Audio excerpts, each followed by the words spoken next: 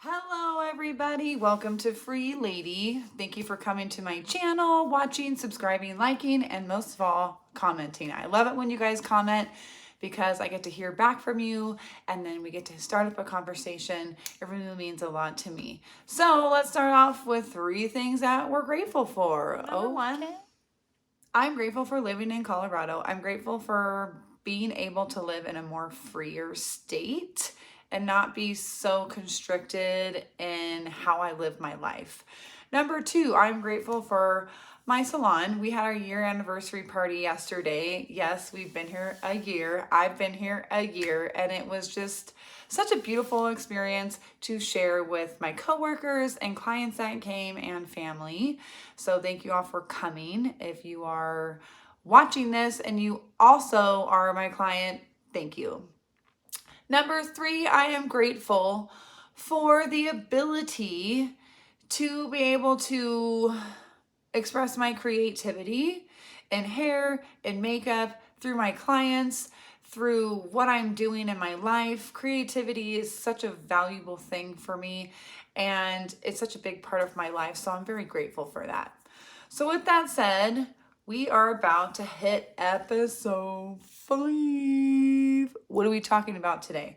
We are talking about I've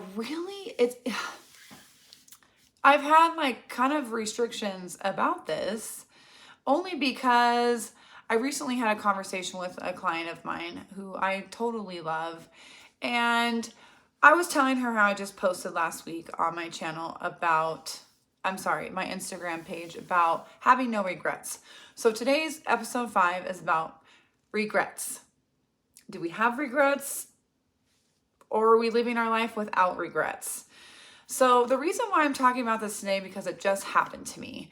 And I think that this channel is supposed to really draw you in for experience that happen in everyday life and that journey of becoming a free woman, a free lady, a free man, a free child, a free human. That's what we're here for. So I want to talk about this situation. So I was telling her, I posted that you should live your life without regrets. And she was like, oh my gosh, my husband and I just had this conversation with a couple that we went out with a few weeks ago. And they were saying, this couple that they were talking to, that they don't live their lives with any regrets.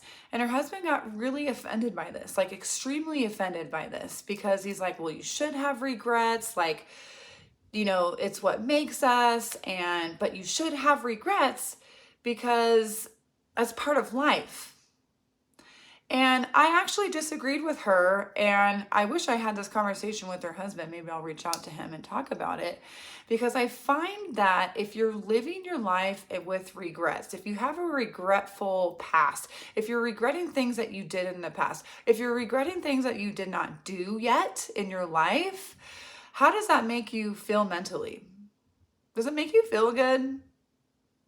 No, it does not make, for me personally, it does not make me feel good if I'm living my life in regret. Like, oh shoot, I wish I didn't date that guy. I wish I didn't party that much.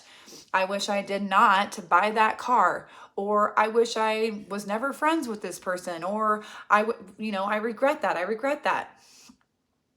Why are you living in regret? Now, regret is an experience. And I say that because when you go through something that, bad decision, I'm really going to regret that. Instead of like living through, I really regret that, how about it as a tool? How about you gain that regret from a tool?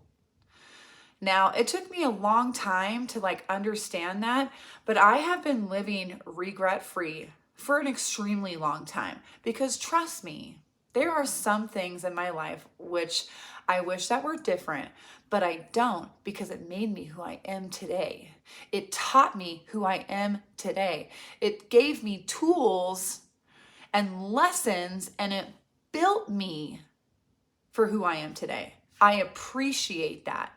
Now, I have like one thing that like always pops up to mind, and like some of my friends and my own coworkers totally know this guy that I dated, and he was 22 years older than me. Yes. I was in a time of my life. My dad passed away. I was extremely heavy at that time. I was super, super depressed. I didn't know who I was. I didn't have a voice. I didn't stand up for myself. I wanted to please everybody I was around. I kind of had fun partying those 2 years. I didn't date him for 2 years. I dated him for a whole year though, you guys. And he happened to be my neighbor. And it was like easy. It was comforting. There was some good times in there. But seriously, you guys, I'm like, when I recognized that I was going down the same path my mom was, it freaked me out. And I ended that relationship. So my mom, my real dad was 22 years older than her. Regardless, I don't know what that relationship was like because I wasn't in it. I've only heard the stories. But the story that I've been told is that, as if you listen to my first episode, her mom didn't really take care of her, and this guy that lives right next to her brought her in, took her in, and they got married, and it was not a good relationship from what she has told me. Like, the family was crazy. He partied a lot. She had a couple miscarriages before me. And I think when she had me, she was like, oh shit, like, I need to teach myself how to take care of my daughter. And she became a nurse. So that, like I said in my first episode, I'm very appreciative of that. Very appreciative of that, because she took my life into her hands and made it the best that she can be. The best mom that she could be. You know what I'm saying? So when I recognized that, when I was like, oh my gosh. So when you're a child and you grow up in certain things and you don't heal from the trauma that you had as a child, or you have distance relations with your parents, like I do, but I'm okay with that now. Sometimes the patterns that we know are the patterns that we repeat in our future. Does that make sense? Because it's what we know. It's what we know, but you also have the choice to break that. If you recognize it, you have a choice to break that. You do not have to do what your parents did. You don't. And there could be some great things that your parents did, and there could be some bad things that your parents did, but we are so put in this box as a child. And it's really hard to break those things because it's what we've known for so long. And it's kind of like what I knew. And that's what I did. I dated someone who was 22 years older than me, you guys. And it was a learning experience. I can tell you that. And I regretted that for a long time because I was like, oh my gosh. So a lot of my friends didn't hang out with me. They didn't come down to hang out where I lived. They wanted nothing to do with me at that point because, one, I wasn't taking care of myself. 2, I was partying too much. And 3, I had this old man I was dating. Now, I'm going to say there are relationships out there that have a huge, huge, huge gap difference in age. Now, I am not telling you that that is not okay. I am telling you to live your life, do what you want, and if it's good, and if it's something that makes you a better person, a relationship, a job, whatever, then I'm all for it. I'm your biggest cheerleader, okay? But for me, that was not good for me. And like when I think about that relationship, I'm like, ooh, girl, what were you doing? Seriously, man. So now it's like a joke, with my friends, but I don't regret it because it was part of my life. I think I was, my dad just died. I was kind of looking for comfort in an older man, and that's what I did. That's what I knew.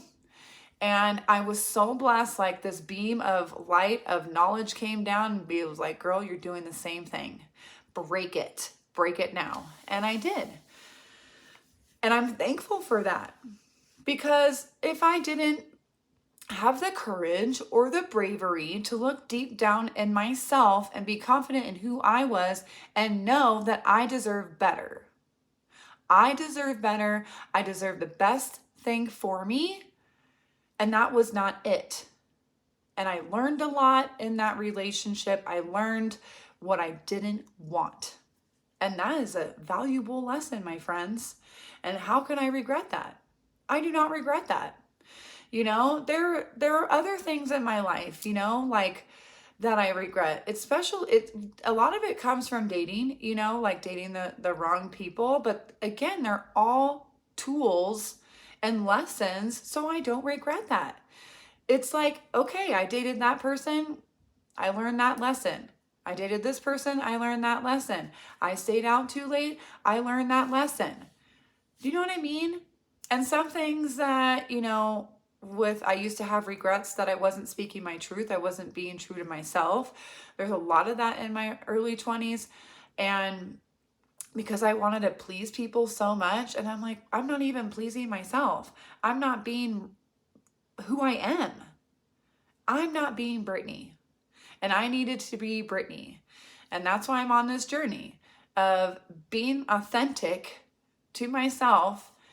And I don't regret that time in my life, because if I didn't go through the really, really low parts of my life, and we're still going to have ups and downs, y'all. We're still going to have ups and downs. But when you create that tool belt and you have the knowledge to be the best you can be, those lows are not going to be so far down, because you know how to climb out of them with the tools that you have and the lessons that you have learned. Okay? So I do not live my life with regret. Number one reason is because I don't want it to mess with me mentally. Because I personally, when I do something that maybe is not good for me, I get anxiety. I'll have anxiety for a whole day. It still happens to me. It still happens to me sometimes, you guys. And it's okay. I just kind of sit with it and I meditate and I pray about it. And I'm like, I'm going to be okay. I just need to sit in this. I'm just having a dark moment right now, and it's okay. And I'm like, what did I learn from that? What did I learn from that? So with that said, do you have regrets? And if you do, like, why are you holding on to them? Like, why are you having that regretful moment that like is hurting your brain mentally? It's hurting your spirit. It's aching pains in your heart. I want you to comment below. Please comment below and tell me, you know, things that you regret. And maybe I can help you, you know, find that lesson in there and help you like start walking on that path of being like, you know what, I'm okay with that. I'm okay with that because I learned this. So, you know, when I had this conversation with my client, I was like kind of like in shock, because I've never, like, even though in my past I regretted things, but I never really heard from another person like, you know, that you need to regret things. You know, I found it very interesting. I found it extremely interesting. And I think, you know, honestly, if I sat down and talked to him, I probably would get the same answer as I'm telling you right now. You know, I just don't think he has it in his heart right, or his mind right, or he's not saying it right. Because, you know, living with guilt or regret, like, it's going to eat you alive. And that, my friends, is why you always need to be your authentic self also with your life, and tell your truth. You don't tell the tip of the conversation. You go all in. Okay? Now, if you feel like you can't, you know, tell your truth to people around you, then maybe that person's not right for you. You know what I'm saying? And that could be a friend. Okay? Because you also don't want to have people around you that you're going to do things that you regret. Does that make sense? You want people that are around you that you can have conversations with, that you can totally feed back from each other in fulfillment and learning and lessons without judgment. That is living free. being yourself, like I've already said like a million times. Like, be yourself, you know? Like, if you're regretting, this is a big thing with your personality. If you're regretting that you're like not being yourself, how does that really make you feel? Like, if you can't be yourself around somebody, you're never really going to be true to who you are. So if you're not true to who you are, if you're not being your authentic self, what do you think you're going to attract? You're going to attract fake people.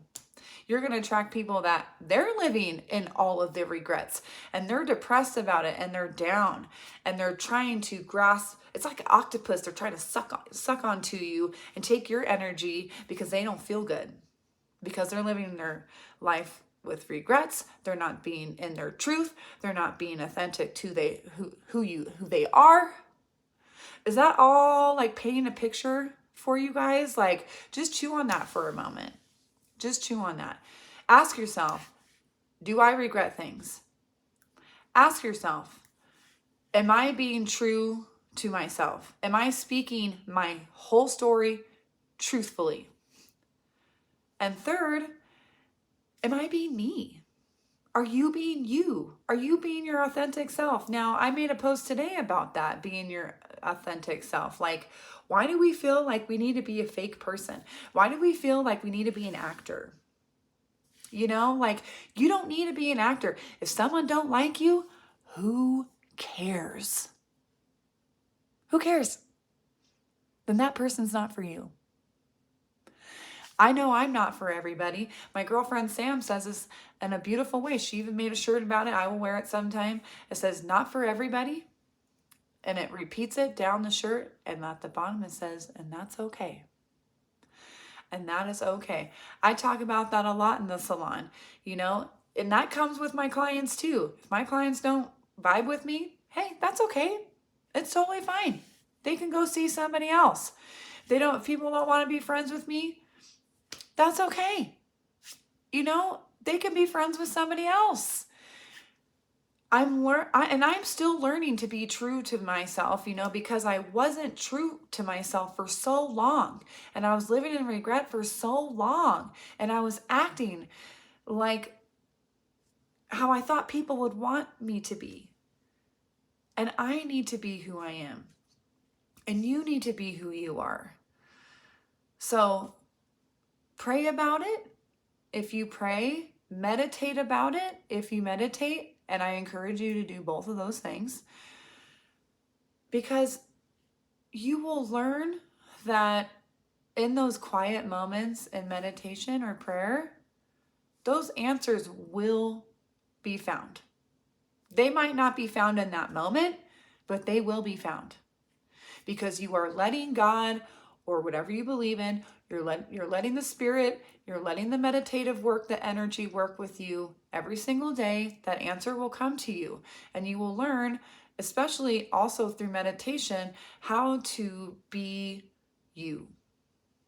I'm telling you, you know, and have that practice, because when you have a good mental health state of mind, you grow as a person and you grow as your authentic self, because you feel the energy of power. Does that make sense to you? If that does not make sense to you, also comment. I can guide you to people, meditation apps, whatever, you know, and, you know, like, I pray a lot also. Like, if you're not praying, or if you don't believe in something that's bigger than you, you don't have to believe in God, you guys. I'm not pushing any religion on anybody, but I believe if you believe in something that's bigger than you, you can let those thoughts go mentally, even if maybe you say these things out loud, and learn to not regret anything. Learn to be powerful. Learn to be brave. Learn to have courage, and learn to be your authentic self. So there is your homework for the week. I really encourage you to dive deep on those 3 things that I asked previously. Are you being your authentic self? Are you regretting anything in your life? And are you able to recognize things as they come and learn that these things that are our downs are lessons? And when we climb out of those dark holes and those regrets and the depressing times in our lives, we become stronger. We become braver. And that's what I want you to do. I want you to be you. Okay? And I want you to live your life without regret so you can be free in your mind. You could be free in your mind and you could be thankful for the lesson. So talk to me, you guys. I want to hear more about this from you. And I hope you guys are having a fabulous Monday.